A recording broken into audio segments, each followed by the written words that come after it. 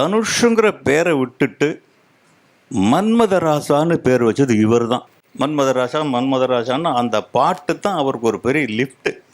அந்த பாட்டை பார்த்துட்டு தான் இவர் ஒரு ஹீரோன்னு ஒத்துக்கிட்டாங்க. அந்த படம் வெளியே வந்து அது மிகப்பெரிய வெற்றி அடைஞ்சது. அப்போ வந்து ஐயா வந்து ஒரு பாராட்டு கூட்டம் நடத்தினாங்க.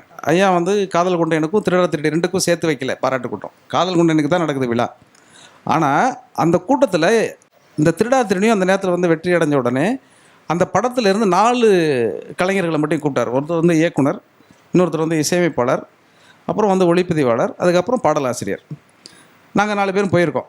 இந்த மேடையில் தொகுத்து வழங்குறவங்க வந்து சொல்லும் பொழுது என் பேரை அன்றைக்கி தெரியாது இல்லையா, நான் வெறும் 6 பாட்டு தானே சினிமாவில் எழுதியிருக்கேன், என் பேரை விட்டுட்டாங்க அவங்க. ஆனால் மேடையில் இருந்த ஐயா வந்து ஓடி வந்து தொகுப்பாளரை தள்ளிவிட்டு அந்த பாடல் எழுதின பாடலாசிரியர் யுகபாரதியை அழைக்கிறேன் அப்படின்னு சொன்னார். அது ஒரு 16-17 வருடத்திற்கு முன்பு.